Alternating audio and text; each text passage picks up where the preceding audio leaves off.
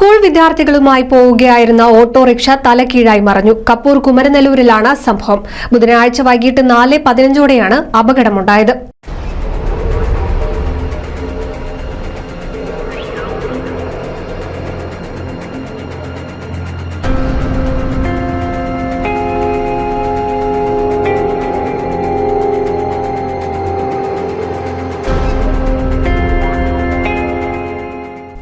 School കുട്ടികളുമായി സഞ്ചരിച്ച autorickshaw Kumaranellur വേഴൂർക്കുന്ന് കയറ്റത്ത് വെച്ചാണ് മറിഞ്ഞത്. നാട്ടുകാർ ഓടിക്കൂടി ഓട്ടോറിക്ഷ പൊക്കി മാറ്റിയാണ് കുട്ടികളെ പുറത്തെടുത്തത്. ഡ്രൈവർ വെള്ളാളൂർ സ്വദേശി സുരേഷ് ഉൾപ്പെടെ 7 കുട്ടികൾ ഓട്ടോറിക്ഷയിൽ ഉണ്ടായിരുന്നതായാണ് ദൃക്സാക്ഷികൾ പറയുന്നത്. ഇവരെ എടപ്പാളിലെ സ്വകാര്യ ആശുപത്രിയിൽ എത്തിച്ചു. സാരമായ പരിക്കില്ലെന്നാണ് ഹോസ്പിറ്റലിൽ നിന്ന് ലഭിക്കുന്ന വിവരം. കുമരനെല്ലൂർ GLP സ്കൂളിലെ വിദ്യാർത്ഥികളാണ് അപകടത്തിൽപ്പെട്ടത്.